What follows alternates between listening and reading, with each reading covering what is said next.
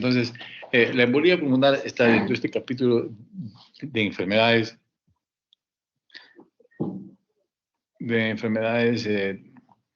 tromboembólicas venosas. Es un grupo de enfermedades en la cual se produce un coágulo y ese coágulo se desprende. Ese coágulo generalmente es en las venas profundas, pues la TBP. Y una de las consecuencias cuando se desprende este coágulo y viaja por el torrente sanguíneo, ya sea a través de la vena cava inferior o la vena cava superior, puede ir hacia la aurícula derecha, al ventrículo y obstruir y obstruir en algún bronquio, ¿no? Perdón, en alguna arteria lobar. Entonces se produce la embolía pulmonar. Entonces a eso se llama enfermedad tromboembólica venosa. Algunas consideraciones en esta enfermedad tromboembólica venosa pueden ver, estas guías de 2014 todavía están bastante actualizadas, bastante bien sobre lo que es la enfermedad tromboembólica venosa. Esta se define como la obstrucción de una o varias ramas de la arteria pulmonar producida por trombos, generalmente procedentes de los miembros inferiores, que ocasiona una interrupción aguda del flujo sanguíneo pulmonar en la zona correspondiente. Es la tercera causa de muerte. El 30% de los pacientes quirúrgicos presentan TDP. 30% de los pacientes con tromboembolia pulmonar pueden tener una TDP sintomática en la pantorrilla. O sea, miren, o sea, solo 30% pueden tener a la vez los dos componentes. La mayoría de veces no se encuentra el componente de TDP. Y 80% de los pacientes con embolía pulmonar pueden tener una TBP demostrada por venografía. Eso quiere decir que pueden ser asintomáticas. 80% de la trombosis venosa profunda en las pantorrillas se pueden lisar espontáneamente. O sea, se pueden formar y también se pueden lisar, ¿no? Y un 30% solamente se puede encontrar a la vez el componente pulmonar y el componente de miembros inferiores. La mitad el 50% de los trombos poplíteos pueden dar embolía pulmonar. Entonces, esta enfermedad tromboembólica venosa, tenemos la TBP profunda, el 90% de la embolía pulmonar vienen de las venas poplíteas, femorales o ilíacas. El otro 10% puede venir de las cámaras cardíacas, ¿no?, derechas por fibrilación auricular. La fibrilación auricular puede dar coágulos en las aurículas y pueden dar embolía pulmonar o también pueden dar trastornos tromboembólicos en sistema nervioso central. Una enfermedad que requiere un diagnóstico inicial y tratamiento precoz. Esto puede disminuir en 10% la mortalidad en 10%. ¿No? La mortalidad de esta enfermedad en general está alrededor del 30%. Ha habido bastantes variaciones en la clasificación de la tromboembolia. Algunos lo han catalogado por el calibre y la cantidad de los vasos obstruidos que pueden ser T masivo, más de una arteria pulmonar, lobar, hay alteración hemodinámica, TEP submasivo, si la arteria o arterias comprometidas no alcanzan a obstruir la zona correspondiente a un lóbulo, y el TEP crónico, cuando causan poca sintomatología aguda, pero dan obstrucción permanente y puede haber hipertensión, ¿no?, pulmonar. Y TEP recurrente, episodios de embolismo pulmonar agudo, no necesariamente pueden dar hipertensión. Entonces, el recurrente puede dar un episodio, se recupera y no hay hipertensión. El TEP crónico, desde ya tienen que captar esta idea. El TEP crónico causa poca sintomatología, pero van a ir obstruyendo poco a poco las arterias. Y eso da una obstrucción permanente. Y recuerden que presión es igual a flujo por resistencia. Va a aumentar la resistencia, va a aumentar la hipertensión. Esta es una clasificación antigua. De acá solamente vamos a rescatar dos términos, el TEP crónico y recurrente, que todavía siguen. Luego hubo una clasificación como TEP agudo y TEP crónico. El TEP agudo puede ser mayor o menor. ¿Cuál es la diferencia? Que en el mayor hay alteración hemodinámica, o sea, hipotensión, taquicardia, un estado de shock. Y en el menor no hay, ¿no?, alteración hemodinámica. Y el TEP crónico, como les dije, ¿no?, queda de la clasificación antigua, en la cual hay hipertensión arterial pulmonar. Son pacientes que van a debutar muchas veces con disnea.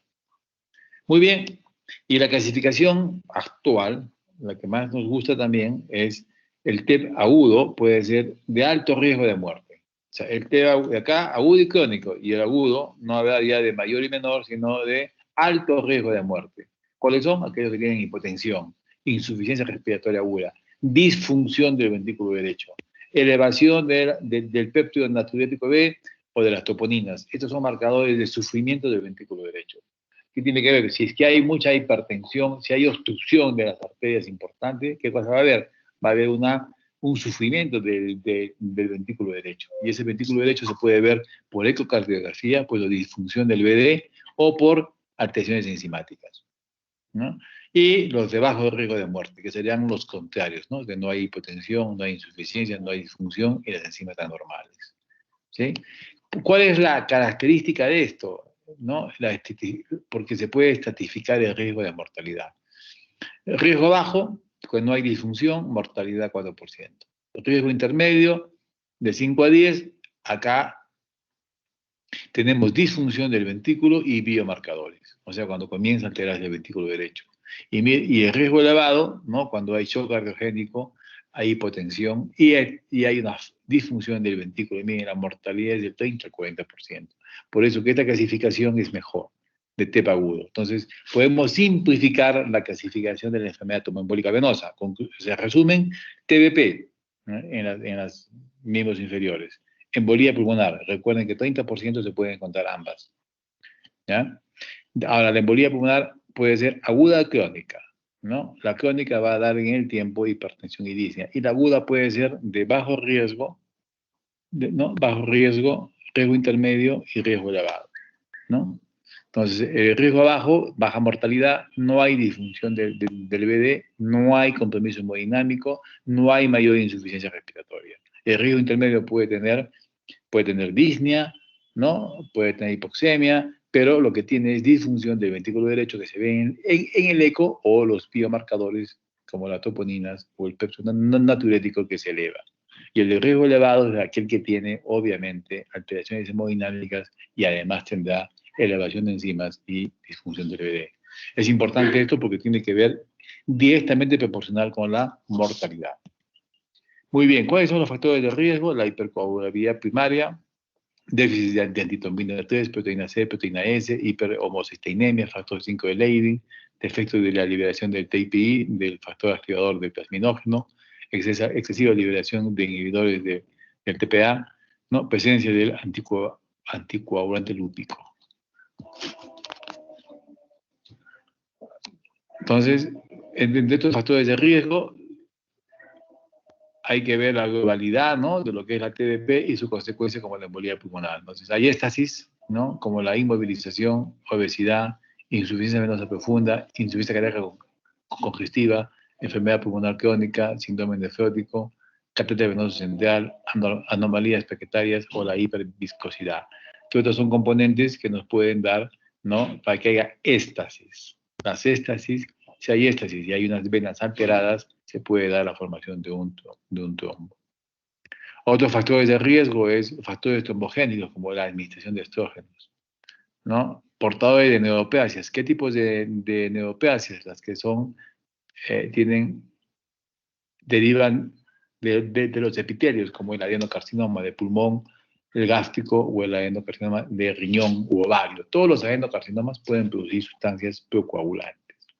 Traumatismos, cirugía en pacientes de 40 años, cirugía ortopédica, quemaduras, fractura de pelvis o postparto. ¿Por qué la cirugía ortopédica puede predisponer factores trombogénicos?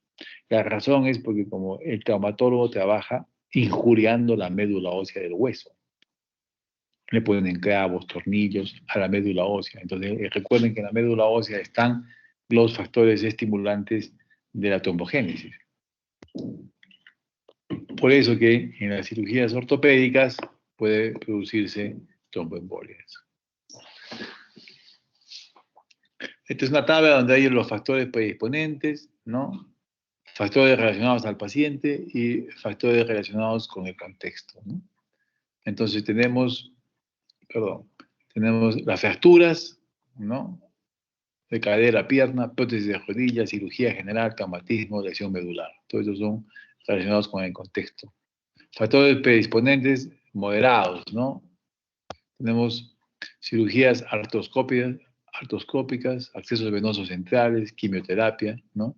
Insuficiencia cardíaca, relacionados con el paciente, o sea, enfermedades del paciente, falla cardíaca, estrógenos, un cáncer, anticonceptivos, ¿no? Embarazo, posparto, trombosis venosa profunda o trombofilia, ¿no?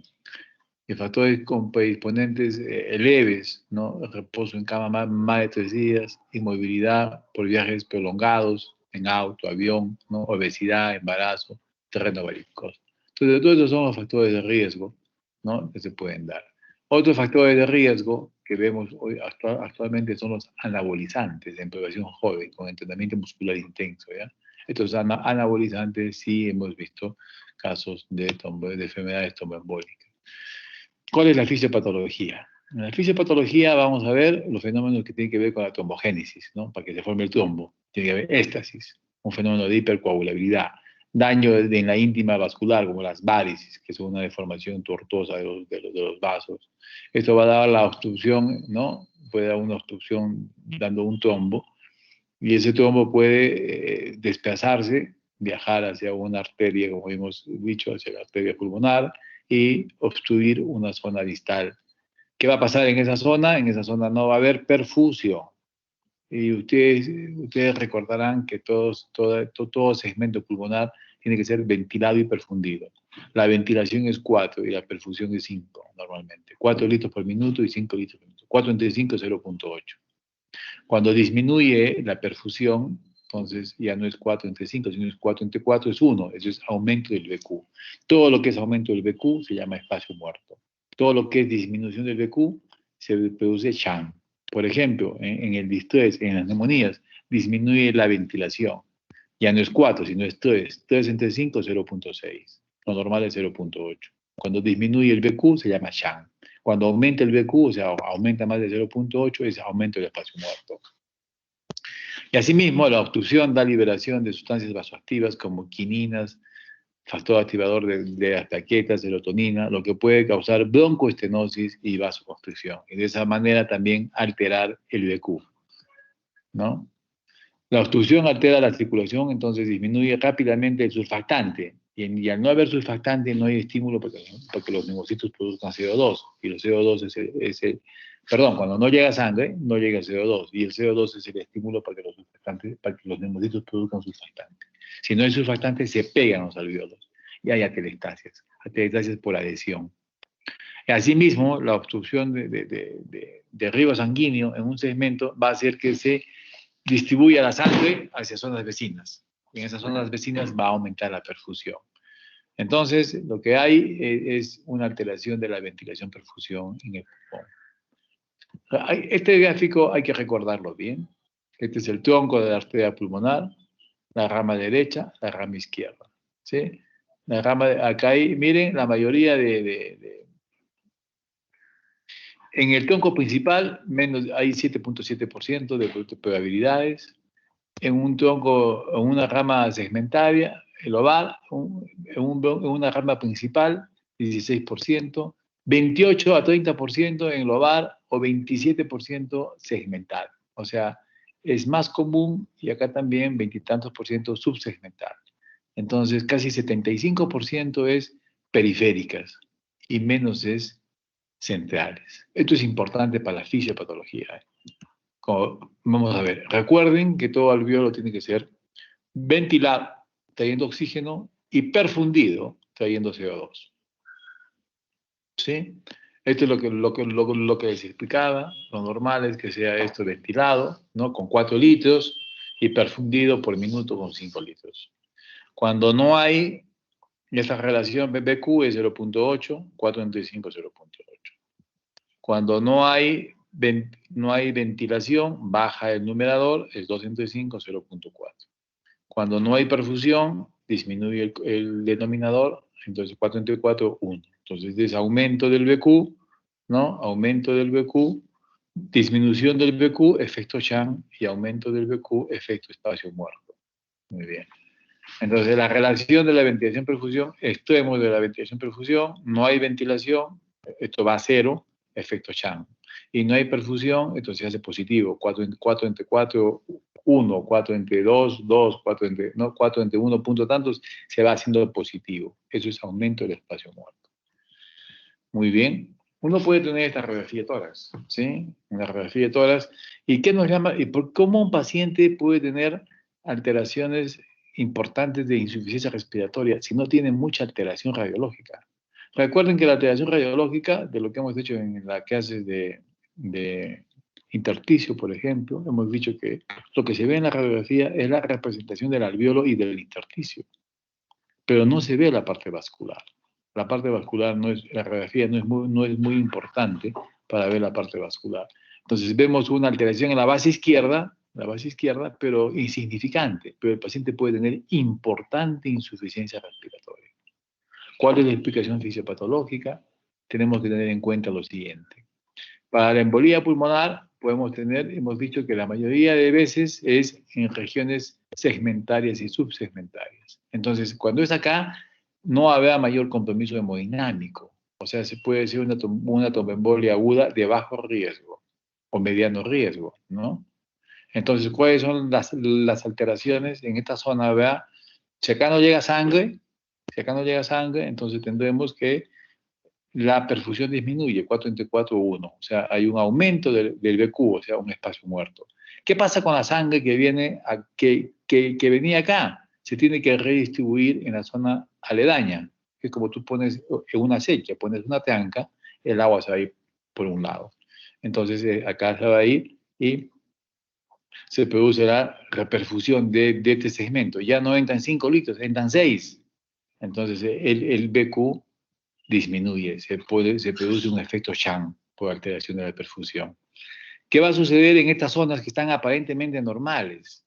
Lo que va a producir es que hemos visto que se puede producir la hipoxemia o algunas sustancias como la bradykinin, como la histamina, la endotelina, pero o la misma hipoxia puede producir vasoconstricción.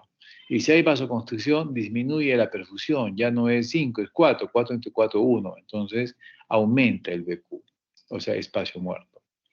¿Qué puede pasar? Que también puede haber vasodilatación, sustancias como la bradykinin, como la histamina, que dan vasodilatación. Ya no es 4 entre 5, es 4 entre 6, entonces disminuye el BQ, efecto Shank. Además, en otras zonas puede haber broncoconstricción, y si hay broncoconstricción va a disminuir la ventilación, 3 entre 5, 0.6, o sea, disminuye el BQ. Entonces, esta es la explicación por qué un paciente que tiene un evento vascular en una zona que en la radiografía no es proporcional a lo que estamos viendo en la clínica. La respuesta es porque hay alteración del BQ. La disnea se presenta por una alteración del BQ, como he explicado acá. Será dependiente de la ventilación o de la perfusión. Muy bien. Es importante entender este cuadro. ¿Qué pasa cuando hay acá solamente para explicarles que el infarto pulmonar ocurre raramente y se presenta varias horas luego del evento, ¿no? Y se presenta más en los pacientes con alteraciones previas en la circulación arterial bronquial. Entonces, si hay una consolidación, ¿no? Puede ser por alteraciones de comunicaciones interparenquimatosas y se da una zona como de hemorragia y el paciente tiene una zona de consolidación, que es el infarto pulmonar. Si hay una obstrucción más del 50%, va a aumentar alteraciones en la presión arterial y las resistencias vasculares. Entonces, aquí tenemos la otra parte, ¿no? Si es en la parte, ya la alteración es en la parte de los vasos centrales, ¿no? Acá dijimos 7, 14%. Lo otro hemos visto vasos periféricos. Si la obstrucción es acá, va a tener otra repercusión. Y esto se ve cuando es más del 50% del territorio principal de la arteria. Sumado todo, más del 50%, o tapa uno de los vasos principales. Entonces acá hay lo siguiente, acá la fisiopatología va a ser, si aumenta la resistencia, si incrementa la resistencia en el pulmón, va a haber dilatación del ventrículo derecho. Esta dilatación va a hacer de que el ventrículo derecho se dilate, va a haber una insuficiencia de la válvula tricuspidia, va a haber un aumento de la tensión de la pared del ventrículo derecho, va a haber una activación neurohormonal, más producción de catecolaminas, va a haber una inflamación del miocardio, va a haber una demanda de aumento de la demanda de oxígeno. Pero como no hay oxígeno, porque hay una insuficiencia respiratoria, va a entrar en isquemia el ventrículo derecho. Va a disminuir su contractilidad, va a disminuir su gasto cardíaco, ¿no? Entonces, todo esto va a hacer de que se comiencen a liberar sustancias como el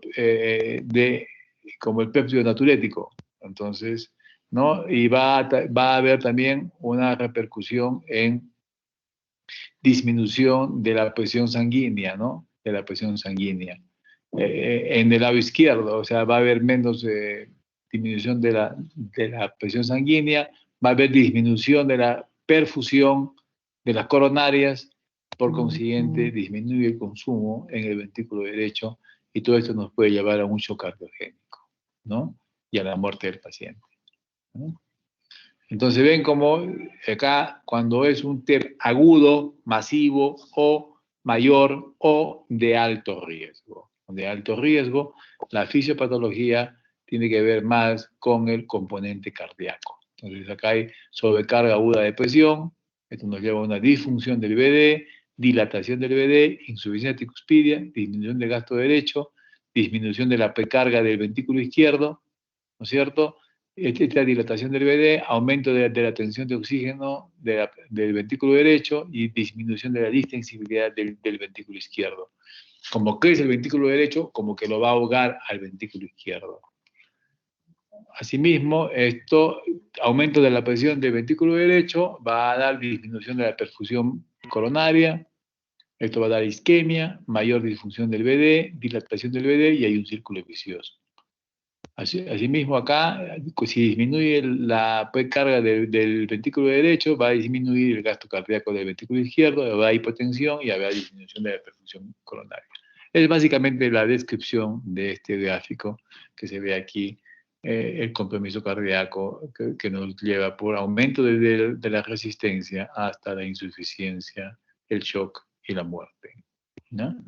Entonces, es cómo se puede combinar, entender la fisiopatología. En los TEP agudos o de bajo riesgo o de riesgo intermedio, tenemos una alteración importante, ¿no?, del BQ. Y en estos de mediano o alto riesgo, además del BQ, también hay componentes hemodinámicos, ¿no? Y acá tenemos lo que pasa del émbolo, por un lado, disminución del lecho vascular, aumento de la resistencia, disminución de la perfusión, disminuye la perfusión, aumento del espacio muerto, menos surfactante, telestasis, alteración del BQ. Si hay aumento del espacio muerto, alteración del BQ e hipoxemia, ¿no? Aumento de la resistencia, hay hipertensión, va a haber shunt intra o extrapulmonar, también con hipoxemia. Y el aumento de la presión nos va a llevar a aumento del ventrículo derecho del cor pulmonar. La liberación de aminas puede dar broncoespasmo, la telestasis, alteración del BQ, y también puede haber vasoconstricción, aumento de la presión hidrostática, edema intersticial, hipoxemia, ¿no?, taquipnia, y si hay aumento de la permeabilidad también hay edema. Estos son todos los fenómenos que se pueden dar en la embolía pulmonar. Muy bien, ¿cuál es el cuadro clínico? El cuadro clínico, el síntoma más importante, más común, es la disnea, que se asocia al aumento del espacio muerto y las alteraciones del BQ. El dolor torácico es menos común y se asocia con la atelectasia o infarto, ¿no?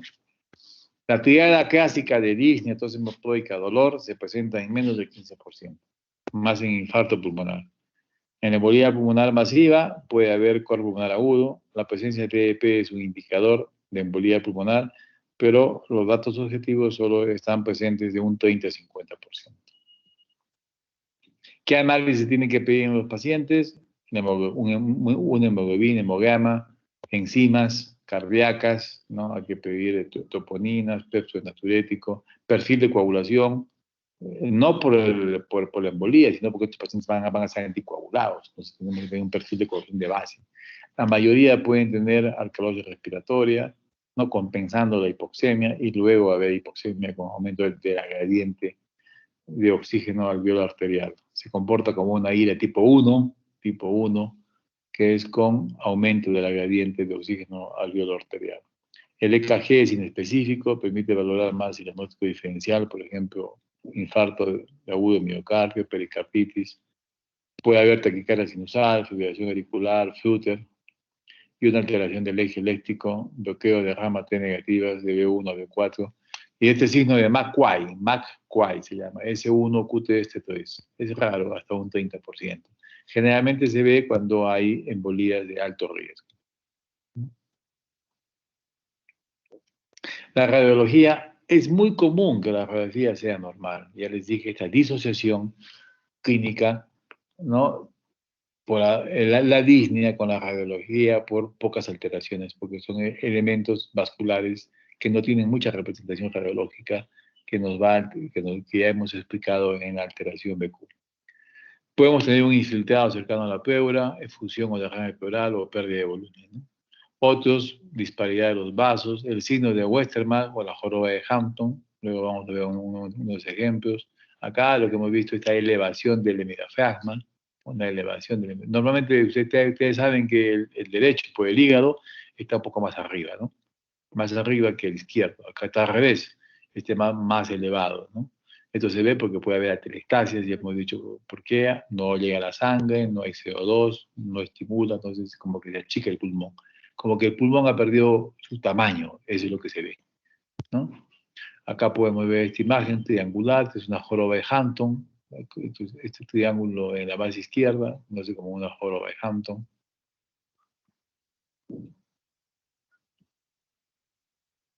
Estas atelectasias, que es atelectasia tipo adhesivas. Este también es una base, este es un velamiento triangular de base externa, lo que se conoce como joroba de Hampton. Joroba de Hampton. ¿Ya? Acá podemos ver esta paciente en la cual hay un pulmón derecho un poco como que ha perdido volumen y una gran dilatación de la arteria. Esto blanco de acá, que está en el ilio basal derecho, es la dilatación de la arteria pulmonar derecha, ¿no? Entonces hay un pulmón de menor tamaño, es la arteria pulmonar dilatada, aumento del cono de la pulmonar, cardiomegalia, ¿sí? Elevación del hemidiafragma, atelectasias laminares, y esta zona de acá se ve menos negra, más negra. O sea, ahí no se ve marcas pulmonares. Eso se llama el signo de oligoemia o de Westermarck, ¿ya? Entonces, cuando es negro, es que no hay vasos. Entonces, predomina el aire. Por eso se ve negro. Es la oligoemia o de Westermarck. Y cuando hay blanco, una consolidación blanca de triángulo de base externa, ese es el signo de la joroba de Hampton. Esta es una paciente que la operaron de tiroides y hizo mucho dolor torácico, no y disnea, ¿no? E incluso hizo un compromiso. Muy bien, igual acá ven estas imágenes periféricas como un triángulo de base externa, la joroba de Hampton, que acá se puede ver esta imagen, ¿no? Esta imagen, esto parece un contenido intestinal, es una zona de infarto, de una opacidad, ¿no? Más densa en la parte periférica y en la parte interior como hipodensidades, como el contenido intestinal. Se conoce como el signo de la fecalización del pulmón. ¿Ven? Miren, es el mismo paciente, ¿eh? Este es el pulmón y este es el intestino. Miren este contenido de acá, este de las asas intestinales, parecido a esto. Por eso se llama el signo de la fecalización del pulmón, ¿ya? Esta es dilatación de la arteria pulmonar derecha, hasta la fecha. Muy bien. Entonces, la radiografía es útil. El dímero D es un elemento que se usa también, que se dosa en sangre, es sensible pero poco específico. Se libera cuando el trombo sufre fibrinolisis endógena. Es un método, hay métodos como el de la aglutinación de ELISA, ese que debe usarse, el de ELISA. Los demás métodos no son válidos. ¿Ya? El látex, que suele en muchos laboratorios particulares, su valor negativo puede ayudar en el descarte. Si es positivo, bueno, hay muchas entidades como la sepsis, también te da dímero D, la infección por COVID te da un dímero D elevado, ¿no? Porque hay inflamación de los vasos, puede haber microtrombosis a nivel de la microcirculación. Pero cuando es negativo generalmente aleja la posibilidad de embolia. Entonces, tiene sensibilidad y especificidad cuando es método de ELISA, ojo, ¿no? Método de ELISA, no otros métodos, ¿eh? El método de ELISA. En esta enfermedad hablamos de una estrategia diagnóstica, ¿no? Aunque los hallazgos clínicos pueden ser sugerentes para el diagnóstico de embolía pulmonar, no son nada específicos. Nos ayudan para la aproximación los diagnósticos de la ventilación-perfusión. Y dentro de los estudios de certeza tenemos para los miembros inferiores, para el componente de TBP, la venografía.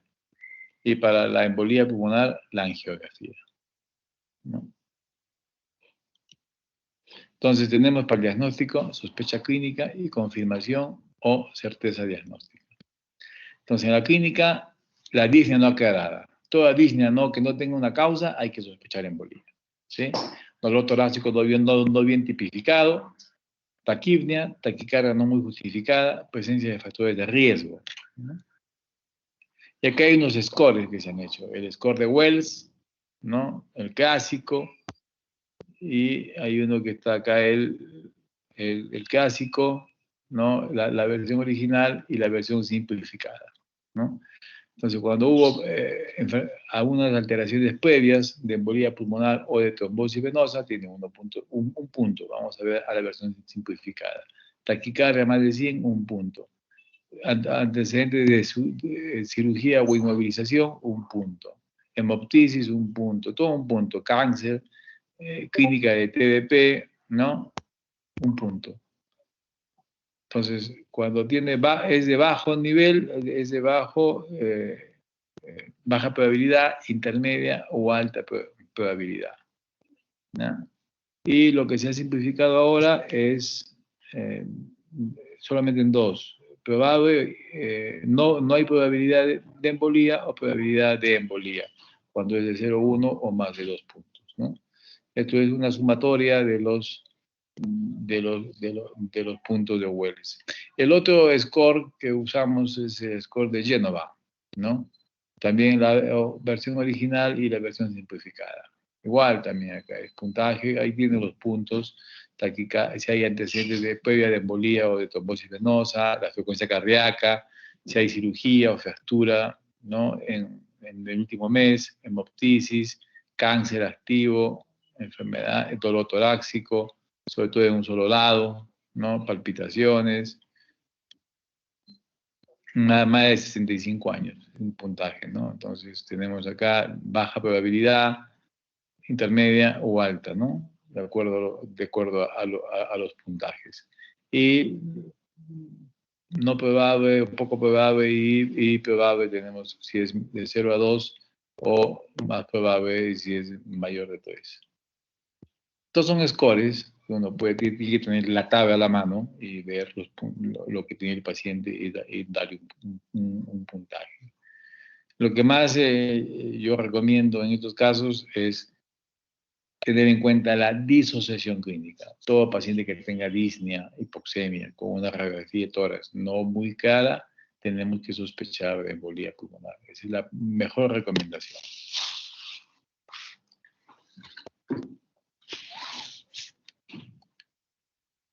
Muy bien, seguimos. Entonces está cargando, el internet es bajo.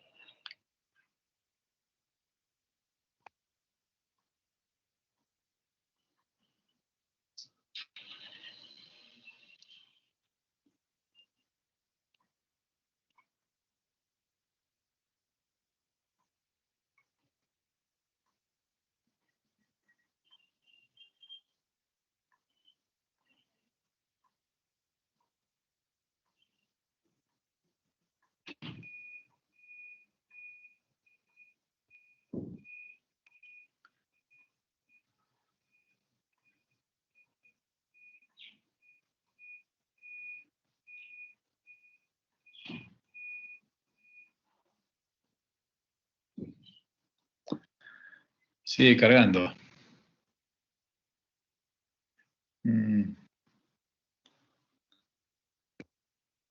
Muy bien.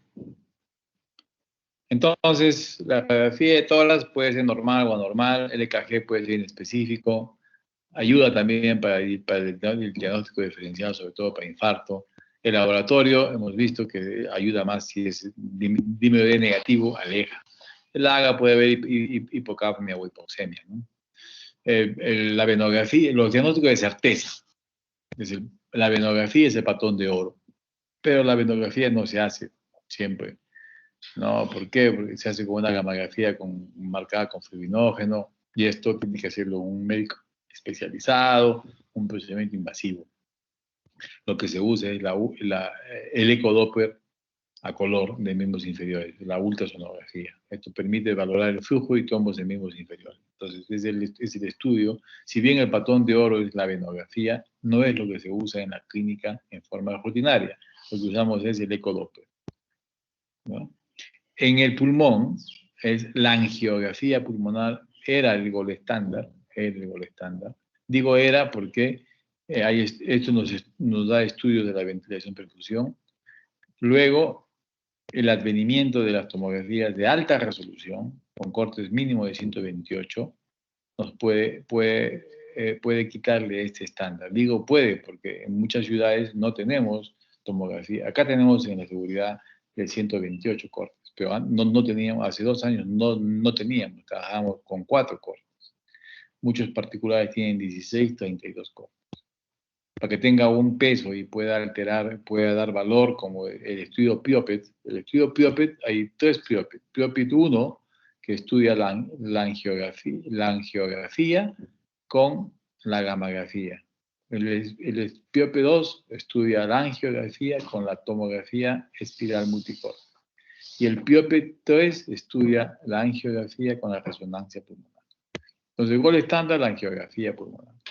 Todo estudio de la ventilación perfusión, gamografía pulmonar. Entonces, se hace que primero al paciente se le inyecta por vía sanguínea una sustancia radioactiva. Se toma una foto en la cámara gamma y se ve. Si es normal, si todo el pulmón se perfunde, entonces no hay trastorno de la perfusión. ¿Ok? No hay perfusión. No hay trastorno de la perfusión, es normal. Aleja la posibilidad de Si eso está alterado, o sea, hay una zona que no capta, entonces decimos que hay una zona que no perfunde. Pero podría ser un tumor, ¿no es cierto? O podría ser de repente que le han hecho una lobectomía. Entonces tendríamos que hacer una gamografía de ventilación. Y hacemos una gamografía de ventilación. Así se ve cuando uno hace la perfusión, por ejemplo, acá no se ve, ¿no? O sea, acá falta que capte. Pero de repente es un paciente que ha sido operado del lóbulo superior, no va a captar porque no hay vasos. Entonces tenemos que hacer la gamografía de ventilación. Si la ventilación es normal, o sea, ventila todo, quiere decir que sí hay pulmón. Entonces ventila pero no perfunde. Eso se llama alta probabilidad de tromboembolia. Cuando es discordante, o sea, acá está normal, pero en la ventilación, pero en la perfusión está normal, porque no perfunde. Eso es discordante, es alta probabilidad. Si hay zonas, si no ventila, una zona muda, como la anterior, acá, ni perfunde, ni ventila, entonces quiere decir que probablemente son lesiones concordantes. Tanto no se mira, no captan ni en la perfusión ni en la ventilación. Entonces, una baja probabilidad. ¿Ya? Baja probabilidad. Muy bien, las tomografías espirales multicorte versus los scan, la sensibilidad y especificidad es mejor para el TEN, pero ojo, TEN de 128 cortes. El estudio PIOPET 2 se hizo con 32 cortes, ¿no? Y luego se mejoró, entonces acá hemos tenido 4 de 16 cortes. Si la TEN es negativa, para embolía pulmonar se puede dejar la anticoagulación. Tiene un valor predictivo negativo hasta de un 96%.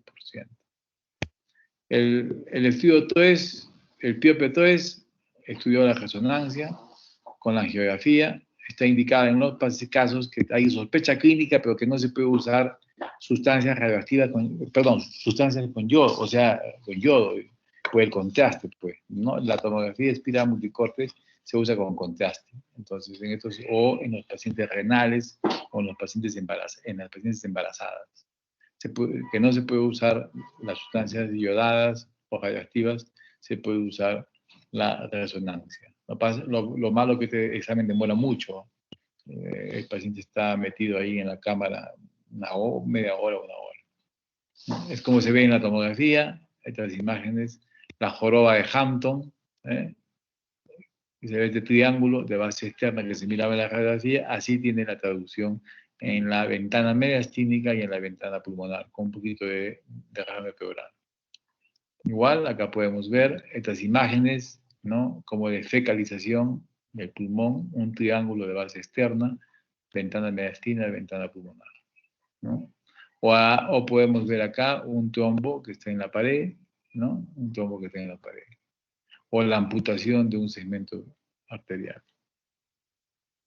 Acá podemos ver, en este corte, acá se ve una opacidad triangular, acá se ve el trombo, miren qué bonito se ve en la tomografía del medio, esta zona, ¿no? Que no, a diferencia del contraste de menor hipodensidad, que es el trombo, igual acá, que se puede ver, ¿no? Igual acá en los cortes. Entonces hay una obstrucción, acá también, una obstrucción de los vasos, ¿no? Ahí podemos encontrar en las lesiones de los vasos el TEP agudo y el TEP crónico, ¿no? Imágenes que son un poquito diferentes. Luego veremos algo sobre TEP crónico. Simplemente acá es para mostrar cómo se ve el coágulo, ¿no? Que está pegado, ¿no? En la pared. Cuando hay una obstrucción aguda, lo que vemos es que la parte de la obstrucción está en el centro, ¿sí? Y la sangre con la sustancia de contraste corre por los costados, por la parte periférica, y se ve así. En cambio, en la parte crónica, vemos que el coágulo está pegado en la pared, como una semiluna, y la sangre corre por un lado, ¿ya? En cambio, acá en el agudo, se ve el trombo en la parte central. Muy bien. El ecocardiograma no se usa para diagnosticar embolía, pero sí para el pronóstico. Recuerden que nos sirve para ver la disfunción del ventrículo derecho. Y la disfunción del ventrículo derecho aquí tiene que estar relacionada con la mayor o menor probabilidad de alto riesgo, ¿ya? Y eso tiene que ver con la mortalidad. Por eso hay factores que pueden predecir, ¿no?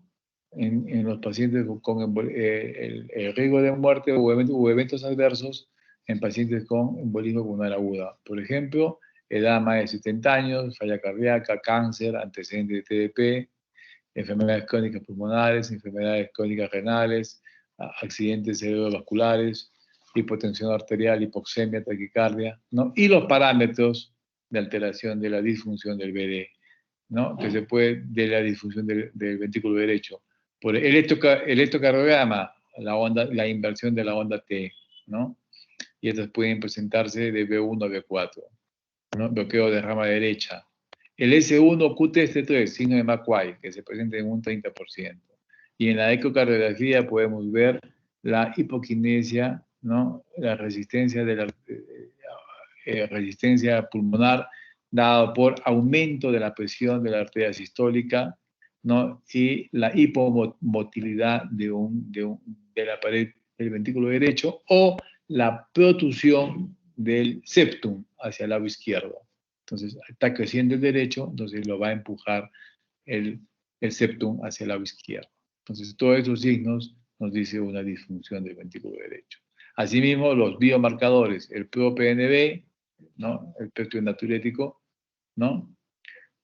Las troponinas, nos habla de microinfartos, de isquemia del músculo cardíaco, ¿no? Esta es la escala PESI, donde está edad, 1 punto por año, ¿no? Si es masculino, 10 puntos más, cáncer, 30 puntos, insuficiencia cardíaca, 10 puntos, enfermedad pulmonar crónica, frecuencia cardíaca, 20 puntos. Igual, este es un puntaje. Si es clase 1, riesgo muy bajo, menos de 65 puntos. Clase 2, riesgo bajo, 65-85 puntos. Clase 3, riesgo intermedio, hasta 105 puntos. Riesgo alto, hasta 125. Y clase 5, riesgo muy alto, ¿no? Entonces, la escala PESI. Y esta es una escala PESI un tanto simplificada, ¿no? Más de 80 años, 1 punto. Cáncer, 1 punto. Enfermedad cardíaca pulmonar crónica, 1 punto. Frecuencia cardíaca más de 110, 1 punto. Presión sistólica menos de 100, 1 punto. Saturación menos de 90, 1 punto, ¿no? Entonces, riesgo bajo, 0 puntos. Riesgo alto, mayor o igual a 1 punto. ¿Cuál es el tratamiento? Objetivos: prevenir la formación de otros coágulos y facilitar el sistema trombolítico, fibrinolítico del organismo para destruir los coágulos ya formados. Si hay sospecha clínica alta de tromboembolia, hay que meter un bolo de 5.000 de unidades internacionales de parina. Esto puede disminuir la mortalidad hasta en un 10 a 20%. Esto es importante, jóvenes. Cuando uno tiene la sospecha de embolía, hay que poner un bolo de 5.000. Recuerden que no todo, que el diagnóstico no es inmediato, se demora un poco. Y esa demora puede ser 2, 3, 4, 5, 6, 7, 8 horas. Entonces puede haber un nuevo evento y se muere. En cambio, hay que poner un bolo de 5.000 y nos da tiempo para hacer los estudios. ¿Cuál es el algoritmo en un TEP estable? Cuando el paciente está estable. O sea, si está estable quiere decir que es de bajo riesgo, ¿no? De bajo riesgo. Con sospecha clínica de TEP, examen físico, EKG o rayos X de tórax, iniciar un bolo de heparina, ¿no? Si no hay contraindicación, determinar la probabilidad clínica, puntaje de Wells o Ginebra, ya les enseñé. Tienen su tabla ahí, o el de PESI también, probabilidad baja o intermedia. Hay que ver el dímero D, si es ELISA, si es normal, no es TEP. Si está alto, bueno, hay que seguir con los estudios. No es suficiente para decir que esto es embolia, hay que hacer estudios de ventilación, perfusión, un TEN, ¿no? Si esta es positiva, tratar. Si es dudosa, buscar el otro componente, el ecodoppler. Si es positivo, tratarlo. Si es negativo, ¿no? Considerar el angioten, ¿no? La angiografía. Entonces, si no se dispone de tomografía, el Doppler de miembros inferiores. Si hay TBP, hay que iniciar tratamiento. Entonces, más o menos, este es el esquema de cuando hay compromiso hemodinámico, o sea, de alto riesgo.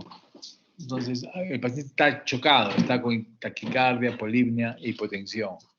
Hay que hacer de inicio un ecocardiograma o un ataque helicoidal, ¿no?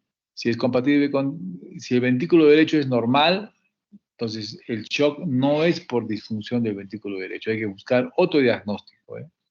Si es compatible, hay que hacer la trombolisis. Acá el tratamiento es con trombolíticos, ¿no? Primero, entonces tenemos que preguntarnos si hay contraindicaciones. Si no hay contraindicaciones, hay que hacer el trombolítico. Se usa el TPA, 100 miligramos se pasa en 2 horas, ¿no? Si hay contraindicaciones, pues ya hay una angiografía pulmonar, ¿no? Tratamiento de reperfusión o con tratamientos locales, invasivos. Por ejemplo, hay unos aspiradores de los coágulos, ¿no? Extracción mecánica y si no se puede, hay que hacer una cirugía abierta para sacar los coágulos, ¿no? Muy bien. Entonces, ¿cómo podemos estratificar el riesgo en la tromboembolia? Una manera más simple, compromiso hemodinámico. Si hay shock, ¿hay o no hay?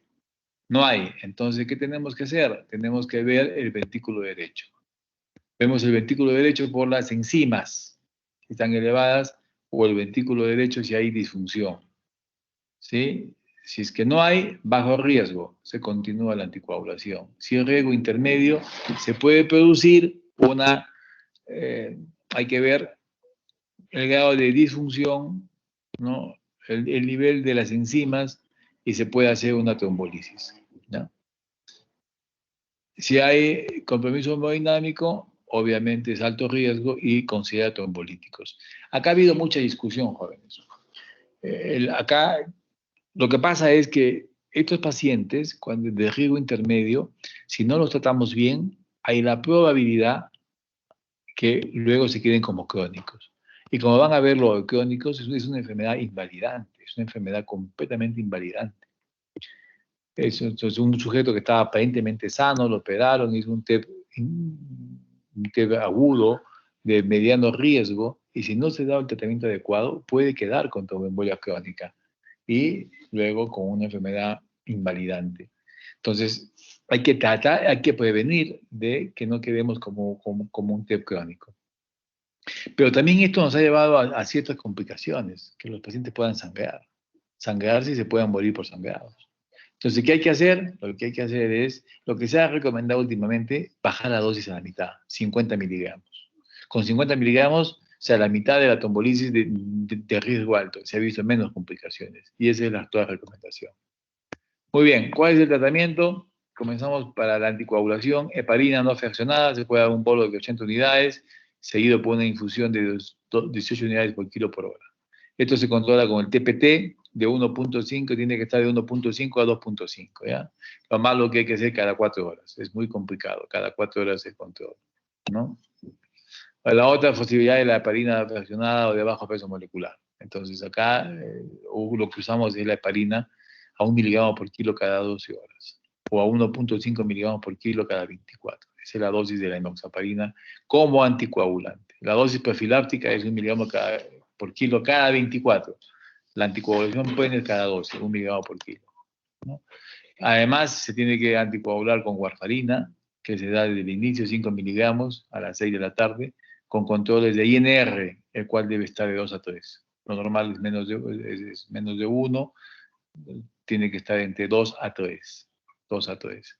Se suspende la heparina cuando ya hay 2 días consecutivos, un INR entre 2 a 3. ¿Ya? Ahí se suspende la heparina. Generalmente al quinto día se adquiere la anticoagulación. El té pasivo, el shock que no mejora con volumen, hay hipoxemia severa, que no mejora con fibros al 100%, puede haber una trombosis ilofemoral extensa, ¿no? Disnea marcada, entonces ahí usamos los trombolíticos. Los trombolíticos acá es el que se usa el TPA, ¿no? Son 100 miligramos por hora, ¿no? Aspirador del plasminógeno celular. Cuando hay estos té masivos en pantalón, cuando son té, todo el tronco de la arteria y sus 2 ramas, como en pantalón, ¿no? Entonces, a veces la trombolisis no es efectiva y hay que hacer una embolectomía quirúrgica, ¿no? Con circulación extracorpórea. El choque no mejora y tener el personal adecuado, ¿no? Una vez más, entonces acá, para tener en resumen, cuando el paciente de bajo riesgo, ¿no? Es aquel que no tiene shock. Entonces, hay que mirar las enzimas. Si están bajas, anticoagulación con enoxaparina. Si las enzimas están altas, hay que mirar el ecocardiograma. Si no hay disfunción, se sigue con anticoagulación. Si hay disfunción del BD, hay que considerar la fibrinolisis, ¿sí? La recomendación, acuérdense, es la mitad de la dosis para evitar los sangrados. Si hay shock, que se verifica por el ecocardiograma, entonces acá hay la trombolisis 100 miligramos de TPA. Si no se puede, hay contraindicaciones, o es muy grande el trombo, o ha fracasado, se puede hacer la embolectomía con mínimamente invasiva, hay unas pinzas, hay unos catéteres que tienen unas pinzas, unos succionadores con aspiración, sino mecánicamente, con una cirugía abierta. ¿Ah? Y lo mismo, con compromiso hemodinámico y sin compromiso hemodinámico. Ahorita vamos a pasarlo lo mismo. La fibrinolisis en pacientes no intermedios. Como les dije, estos intermedios es lo que nos da muchos problemas porque estos intermedios pueden quedar con tromboembolia crónica. Estos son estudios, los vamos a pasar. No, también igual. El TEP recurrente. El TEP recurrente son anticoagulación de por vida y hay que poner filtros en la vena cava, un filtro. Pueden ser definitivos o temporales, ¿no? Efectivos en atrapamiento de los émbolos y prevenir la embolía pulmonar, pero no en un 100%. Hay riesgo de complicaciones, se puede usar en personas con, ¿no? Algún tipo de contraindicaciones para la anticoagulación. Situaciones especiales para la anticoagulación. El embarazo. En el embarazo no se usa warfarina, se usa pura enoxaparina, pura heparina. Cuando ya da a luz, cuando ya es el parto, ¿no? A las 6 horas se puede comenzar a usar la heparina más la warfarina, ¿no? La heparina es segura contra la madre y el hijo. En los pacientes posoperados, los neuroquirúrgicos son los más complicados. Y hemos quedado un acuerdo que a partir del 5.º día se puede anticoagular en forma más o menos normal. Antes no, porque puede sangrar la lesión cerebral y el paciente morirse puede sangrar. La profilaxis es heparina convencional, no fraccionada 5.000 cada 8, ¿no? Y la heparina de bajo peso molecular, ya les dije que es la enoxaparina, 1 miligramo cada 24 por kilo cada 24 horas. O la ferciparina, 5.000 unidades cada 24. El tiempo, ¿cuánto tiempo hay que cuánto debe durar el tratamiento? Un tromboembolismo pulmonar agudo, tratamiento médico, hay un primer escenario en el cual la enfermedad tromboembólica con un factor de riesgo transitorio, cirugía, trauma o trauma, bajo riesgo, anticoagulación como mínimo 3 meses. Mínimo 3 meses. O sea, un paciente de bajo riesgo y que tenga un factor de riesgo conocido. Lo han operado de la próstata, de la cadera. Bueno, pues ya ha hecho una riesgo. Con 3 meses puede ser suficiente. Pacientes que tengan factores predisponentes como cáncer, ¿no? Mayor riesgo de recurrencia de enfermedad tromboembólica y sangrado por anticoagulación. La heparina de bajo peso molecular son la elección. Los pacientes con cáncer tienen dos cosas. Una, que tienen susceptibilidad a hacer trombos. Cuando tú usas la heparina, cuando tú usas la warfarina tienes como una curva de Gauss. Entonces, hay una zona, la más alta de la campana, esa es la máxima, el efecto anticoagulante, ¿sí? Con INR de 2.5 ahí. Pero al inicio y en la bajada es poco. Entonces, ahí puede haber una nueva embolía. Y también, cuando llegas a la campana, al punto alto, puede sangrar. Entonces necesitas una anticoagulación más constante, más paralela, que no tenga picos. Por eso que preferimos la heparina de bajo peso molecular. ¿Hasta cuánto tiempo? Hasta 3 meses después que se acaba su tratamiento del cáncer. ¿Ya? 1 año de quimioterapia, 1 año de tratamiento. 3 meses más de acabado, hasta ahí se les da. Muy bien. Ya lo que les he dicho, hasta 6 meses, ¿no? 3 a 6 meses a la definición de la curación de la revisión completa. Muy bien. Cuando hay el otro escenario, un tercer escenario, cuando hay deficiencias primarias, proteína C, proteína S, ¿no? ¿Cuánto tiempo debe darse en estos pacientes? O sea, uno ha tenido trombosis y doctor, yo no tengo ningún factor, no me han operado, yo no tomo estrógeno, no he viajado, no tengo cáncer, no tengo varios, no tengo nada, pero me han diagnosticado tromboembolia pulmonar y no tenía ningún factor de riesgo. Entonces, lo más probable es que tenga una trombofilia primaria, tenga un déficit de proteína C, proteína S, antitrombina 3, mutación del gen de la protrombina, factor 5 de Leydig o aumento del factor 8. Entonces, si hay estas alteraciones, estos pueden, o un síndrome antifosfolipídico, estos pueden tener recurrencias hasta dentro de los 4 años de suspender la anticoagulación. Por eso, esto debe ser en forma indeterminada. O sea, por largo tiempo. Cuando hay un segundo evento, ya se hace por tiempo indefinido. ¿Mm? Si hay un primer evento tromboembólico en ausencia de factor de riesgo temporario o identificable, ¿no? Igual asumimos que puede ser una trombofilia primaria y es también por tiempo indefinido.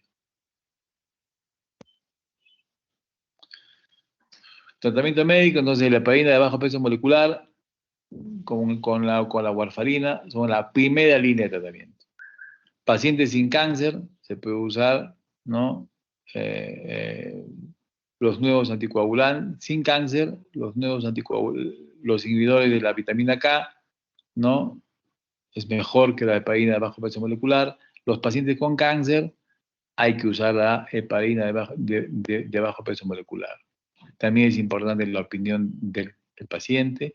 Y también podemos usar los nuevos anticoagulantes orales, como el riboxabalán, el dabigatran, ¿no? Son anticoagulantes orales. La ventaja de estos anticoagulantes orales es que no se requiere dosar el tiempo de protrombina o el INR, ¿no? Este, por ejemplo, es un caso que vamos a ver rápidamente, ¿no? Gente de 65 años, posoperativa de tiroides, al tercer día posoperatorio disnea, dolor torácico, convulsión ya fácil. Esta es la radiografía que les he mostrado, ¿no? Y tuvo convulsión ya fascia y le hacen su tomografía y miren esta zona de isquemia de toda la zona izquierda, ¿no? parietal izquierda. La radiografía que ya demostré, ¿no? La arteria pulmonar, el cono pulmonar, cardiomegalia, elevación del diafragma, telestasias. Miren cómo acá se ve la arteria pulmonar completamente dilatada. ¿Ya? Arteria pulmonar dilatada. Y acá sí se ve mejor el signo de Westermann, perdón, la obstrucción del seno portofrénico, un velamiento triangular, que es la joroba de Hampton, ¿no? Y ahí la oligoemia de Westermann. ¿Ven? Acá está, en el lado derecho hay una transparencia normal y en la zona superior del lóbulo izquierdo, del epitelio izquierdo, podemos ver más negro, es el signo de Westermann. ¿Mm? Se le hizo una ecocardiografía transtorácica y se encontró como una salchicha que estaba ahí y que esta paciente tuvo un trombo masivo, aumentó la presión en el llegó a la aurícula derecha, pasó al ventrículo derecho, tapó la arteria pulmonar, el ventrículo se dilató y rompió el agujero oval. ¿Por qué? Porque tenía seguramente un agujero delgadito. Entonces se rompió con la presión y ahí se enganchó el trombo, que era como una salchicha, y se cortó la cabeza en el trombo, y ese trombo se fue hacia la izquierda. Por eso que debutó con estado de conciencia y convulsiones. Y en el ecocardiograma miramos ahí el trombo enganchado en el agujero oval y bailando. Eso se llama, ¿no? Un trombo en tránsito. Un trombo en tránsito. ¿Ah? Entonces, el diagnóstico era posoperaria de tiroides, TEP agudo, disfunción de ventrículo, trombo en tránsito y un ACV isquémico. ¿Qué tuvimos que hacer? ¿Qué decisión tomar? Tuvimos que operar a la paciente. No se puede hacer trombolisis. Si haces trombolisis, por ese hueco que está ahí, se van a pasar toditos los coágulos chiquitos y al cerebro lo vas a pulverizar. Y vas a quedar con un cerebro como el de los congresistas. Entonces, ese es un problema que no se puede. Entonces, para hacer la trombolisis, ojo, tiene que asegurarse que no haya una comunicación interauricular, ¿ya? Porque si hacemos trombolisis y hay un coágulo en la aurícula, lo que va a producir es pasarse hacia el lado izquierdo y dar accidentes cerebrovasculares en el cerebro. Muy bien, la paciente se operó, se encontró un CIA efectivamente y el trombo ahí engarzado, se sacó el trombo, se recuperó y miren cómo la radiografía de todas inmediatamente cae a lo normal. El diafragma desciende y ya no está dilatada la arteria pulmonar, ya no hay el signo de Westermann, no hay las atelestasias, todo, ¿no? Normal. Muy bien, ¿cuándo podemos decir que hay un trombo agudo o crónico? Entonces acá vamos a pasar rápidamente para revisar algo de lo que es ya hemos visto lo que es el agudo, a lo que es el crónico. Una condición actualmente infradiagnosticada que requiere un alto índice de sospecha para su correcto diagnóstico. Signos asociados, ¿no? Vemos una gran dilatación del tronco, normalmente más grande la aorta. Acá ven en la primera diapositiva, eso redondito, es la aorta, abajito está la vena cava, y esto como pantalón, como una Y invertida, es el tronco de la arteria pulmonar, la rama derecha y la rama izquierda. Ese tronco, normalmente la arteria aorta es de 1.2 a 1, o sea, es más grande la arteria aorta, y acá pueden ver que es mucho más grande la pulmonar, ¿sí? Se pueden ver estas zonas de infiltrados periféricos, ¿no? Y en la arteriografía se van a ver zonas también zonas de circulación colateral, porque se van a formar nueva circulación. Vamos a ver así, nos mandan muchas estas radiografías como pensando en un tumor, como si fuera un tumor de mediastino, ¿no? Y esto es aumento del cono de la pulmonar, y esto de acá es la arteria pulmonar. Y acá pueden ver la arteria pulmonar dilatada, y este es el trombo. Ya no es un trombo, o sea, no es coágulo. Esto se vuelve como un tejido fibroelástico, como si fuera un huicho, como un nervio de la carne, igual, así se forma, se pega en la pared, por eso que está pegado en la pared. En cambio, el trombo agudo, recuerden, el trombo agudo está en el centro, y la sangre recorre por los lados. Esa es la gran diferencia entre lo que es agudo y crónico. ¿Sí? Entonces, igual, acá ven, este es el trombo, ¿no? Que está organizado, y acá la sangre disminuye por igualito, todos son casi similares, ¿no? Y acá pueden ver esta imagen, entonces este trombo organizado está pegado a la pared. En el agudo se ve esto negro, de menor densidad, se ve en el centro, y la sangre corriendo por los costados, marginal, paralela a la pared. Igual acá se puede ver todo esto que está alterado, ¿no? Es otra paciente que tiene esta imagen como un tumor, no es un tumor, es la arteria pulmonar que está dilatada, ¿no?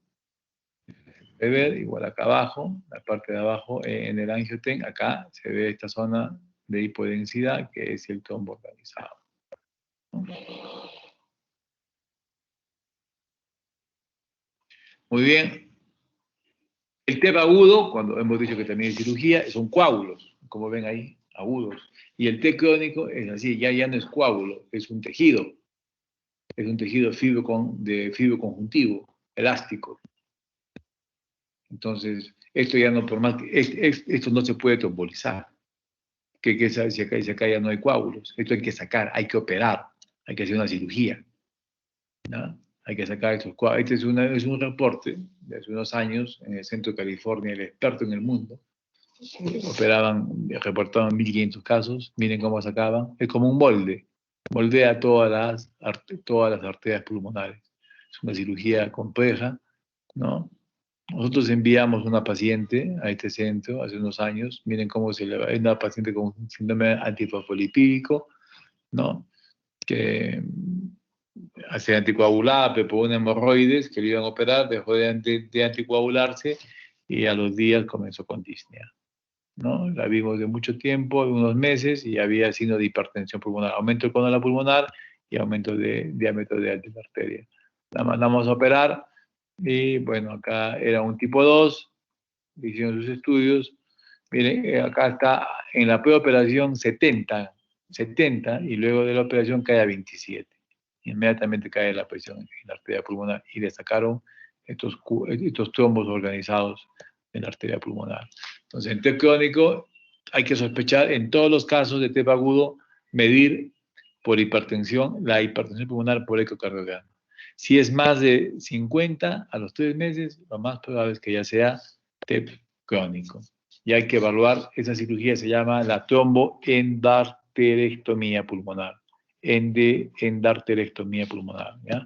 Es una cirugía compleja, no se hace en el país, no hacemos acá, ¿no? Tromboendarterectomía pulmonar.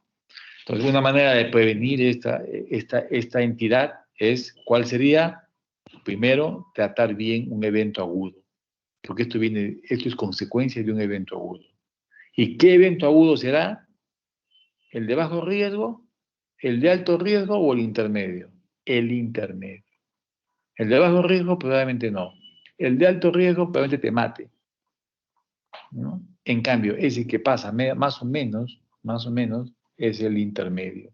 Por eso que esta clasificación de alto, de bajo, mediano o alto riesgo es la mejor, ¿ya? No solo por la mortalidad, sino también por prevenir esta enfermedad. Ya han visto qué tipo de cirugía es. Una cirugía extremadamente muy sofisticada, ¿ya? Que no hacemos acá, y solo se hace en centros de referencia, en Argentina, Brasil, Colombia ha comenzado a hacer, ¿no? Y en Estados Unidos no se hace en todos sitios, se hacen a unos centros de referencia. Entonces hay que prevenir.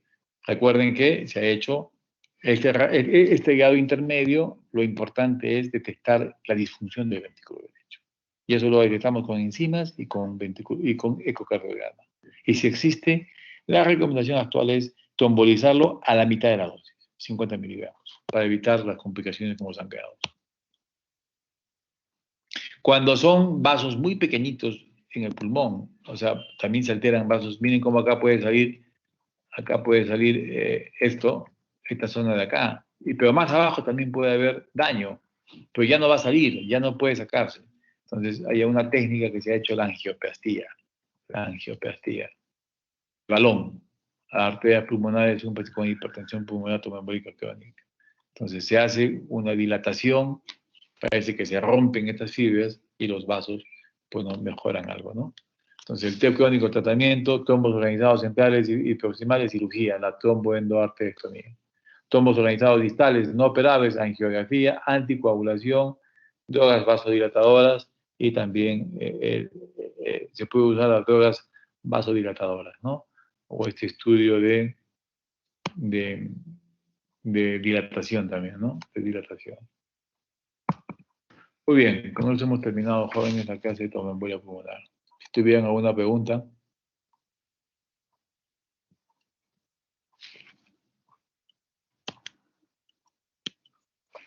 ¿Me escuchan? Doctor, Sí, doctor.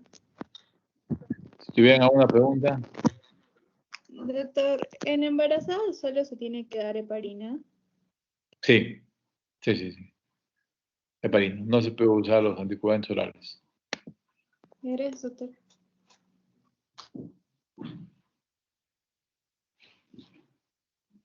Vamos a hacer mediastino, ¿ya?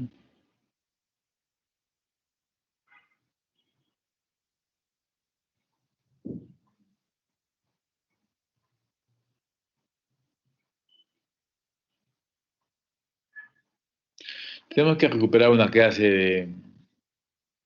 de hemoptisis, ¿no? Sí, doctor. ¿Cuándo lo hacemos? ¿Puede ser el día de mañana o el Mañana. domingo? Mañana. ¿Qué hora sería mañana? ¿Podría ser, doctor, a las 10? No, tendría que ser en la tarde. En la mañana voy a estar en el hospital.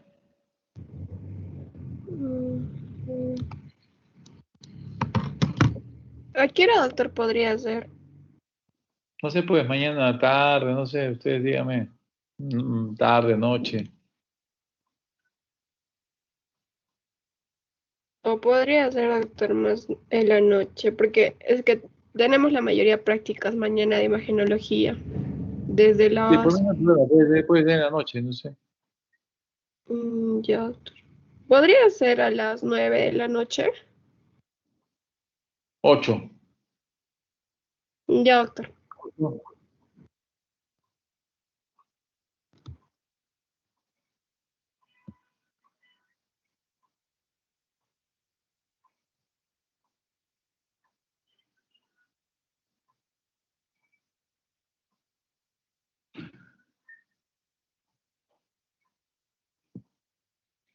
Ya. El mediastino es una entidad en la cual tiene unos límites, ¿no? En la cual se encuentra limitado por delante por el esternón, la parte medial por la pleura mediastínica, que son de los pulmones, por la parte posterior por la columna vertebral y el esófago y la tráquea, y tiene como contenido las estructuras del corazón, grandes vasos, nervios y ganglios, ¿no? Ese es el mediastino. Se divide en tres zonas: anterior, medio y posterior, medio y posterior, ¿no? El anterior coge todo lo que es la parte cardíaca, el medio, esta zona que va entre la recto cardíaca con la vertebral, y el posterior, lo que va a toda la parte posterior, ¿no? De las vértebras. Recuerden que todo el conducto parasimpático, nervioso, generalmente está en el mediastino posterior. Mediastino medio, los grandes vasos, los cilios, ganglios, y en la parte anterior, corazón, también grandes vasos y adenopatías, ¿no? Y también puede haber rezago del timo que se puede encontrar en esta zona, en el mediastino anterior. Entonces, hay algunos signos que podemos ver: el signo cérvico-torácico, podemos ver acá, cérvico-torácico, porque se continúa ¿no? En la parte torácica y la parte cervical, de la zona supraclavicular. Se puede ver el signo cérvico-torácico, el signo tóraco-abdominal, se puede ver una sombra que continúa en el abdomen, ¿no? Como se puede ver acá, tóraco-abdominal. El signo de sobreposición iliar. Ven acá en el hilo izquierdo una imagen de sobreposición iliar, ¿no? En esta ventana aorta, generalmente hay la aorta, y acá sigue así y continúa. Entonces acá puede haber signo de la ventana aorta, está ocupada esta ventana. Acá puede haber una imagen, una imagen de radiolucidez que se ve acá en la zona de abajo de la aorta, es ocupación del signo de la ventana pulmonar. Igual en el receso del ácigos, de la zona del ácigos, que se ve detrás del corazón, y acá vemos una imagen de velamiento en esa zona, es el receso del ácigos, ¿no? ¿Cuál es la importancia? Que cuando vemos el signo cérvico-torácico, estamos viendo imágenes en el mediastino posterior. Signo de superposición iliar, mediastino anterior o posterior. La ventana aortopulmonar, mediastino medio. Y el receso peuro ácido esofágico, mediastino medio y mediastino posterior. Y el sino tóraco abdominal, bordes convexos, generalmente es el pulmón, ¿no? Son algunos signos. ¿Qué contiene el mediastino anterior? Extensión de tiroides y paratiroides, timo, aorta descendente, vena innominada, ganglios, tejido conectivo, ¿no? El mediastino medio está el corazón, pericardio, aorta descendente, venas cavas, tráquea, bronquios, ¿no? Los cilios, los ganglios linfáticos, el nervio fénico y el vago. Y el mediastino posterior está el esófago, la aorta descendente, la vena ácidos, semiácidos, el conducto torácico, los ganglios linfáticos, el vago, la cadena simpática y los nervios intercostales. ¿Qué patología tenemos en el mediastino? Que hay aire, ¿no? Neumomediastino, como la presencia de aire en el mediastino. Puede ser traumática, una lesión punzante, un balazo, ¿no? O una enfermedad pulmonar subyacente, ¿no? Como por el neumomediastino espontáneo, ¿no? Que es el paso del aire alveolar al intersticio pulmonar y de ahí paso del aire desde el cuello, ¿no? O al espacio retroperitoneal. Se puede presentar post extracción dentaria y post laparoscopía, o también por ruptura de tráquea, grandes bronquios y esófago, ¿no? En el neumomediastino tenemos el síndrome de Boerhaave, que es ruptura espontánea del esófago relacionada al vómito. Pacientes que vomitan y de repente tienen, ¿no? Taquicardia, fiebre, y encontramos aire arriba en la región acá supraclavicular. Entonces quiere decir que se ha roto una estructura aérea que tiene aire, como el esófago, la tráquea. Por los vómitos es por esófago. Entonces, ese es el síndrome de Boerhaave. Cuadro clínico varía desde asintomático, leve dolor retroesternal o intenso dolor torácico, disnea, hipotensión, enfisema subcutáneo y el signo de Hamann. El signo de Hamann es se siente como que se revientan burbujas cuando uno ausculta el corazón. Se puede mostrar por radiografía o tomografía, ¿no? La radiografía ven esta línea acá, pegada al corazón en el borde izquierdo, borde derecho, que se va hasta arriba. Ese es el neumomediastino. Y en la tomografía podemos ver mejor, ¿no? Que la tráquea, el esófago y acá en la región el aire. Igual aire en la parte del mediastino. En la radiografía, todo esto en la región petraquial, se ve aire que está corriendo en forma perpendicular a la columna cervical. Tratamiento, la causa de fondo, preparar la estructura alterada, si es por compromiso parenquimal, si es por esófago, si es por bronquio. Y si es un neumomediastino espontáneo, se puede expectar solamente tratamiento con oxígeno y ver si este no progresa. Y si es importante, hay que descomprimir el mediastino mediante una traqueostomía. Otra patología es la infección, la mediastinitis. Es un cuadro importante con alta morbimortalidad, que a veces suele ser progresión de una infección orofaringia o nasofaringia o cervical, como la angina Ludwig, ¿no? Que eso puede progresar hacia el pulmón. Puede encontrarse un derrame pleural con o sin neumotoras, enfisema mediastínico y en partes blandas, ¿no? Entonces se puede ver así, compromiso de mediastino, de pericardio, de derrame pleural, compromiso pulmonar. Entonces toda la inflamación de todo el mediastino, el pericardio, son cuadros sépticos importantes, o sea que hay que operar, lavar, liberar, poner drenajes y antibióticos de amplio espectro. También hay la mediastinitis crónica, como se puede ver en histoplasmosis, en tuberculosis, que hay todo un fenómeno inflamatorio y luego una retracción. Y vamos a encontrar un mediastino retraído con calcificaciones. Y estos pueden dar un síndrome como de insuficiencia cardíaca derecha, con ingurgitación yugular, hepatomegalia, edemas, ¿no? Los tumores del mediastino. Estas imágenes aparentemente son las mismas, pero no son las mismas. No, es la misma, pero tienen diferentes significados. Si ustedes ven esta imagen acá en lila primero, donde dice ángulo agudo, vean el ángulo que hay entre el borde superior con el borde superior del pulmón con esta imagen redondeada. Es un ángulo agudo. Cuando es agudo, generalmente es de pulmón, tumor de pulmón que está entrando al mediastino. Y cuando este ángulo es obtuso, es un tumor de mediastino que está entrando al pulmón, ¿no? Entonces es importante ver este ángulo. Entonces, ángulo obtuso es tumor de mediastino que va al pulmón. Y cuando es el ángulo agudo, es tumor de pulmón que entra al mediastino. La patología de mediastino medio, adenopatías como linfoma, cáncer metastásico, tuberculosis, micosis, sarcoidosis, quistes, broncogénicos, pericárdios. o dilataciones vasculares. También tenemos la hernia diafragmática, tumores traqueales, tumores del vago, tumores del fénico, ¿no? El bocio endotorácico, la neoplasia tiroidea, linfoma, timoma, células germinales, ¿no? Y células mesenquimatosas. Entonces, son las 4 T's: tiroides, timoma, tumores células germinales y tumores mesenquimatosos, ¿no? Y así como se ve, un teratoma benigno, mediastino anterior, un tumor no seminematoso, mediastino anterior, ¿no?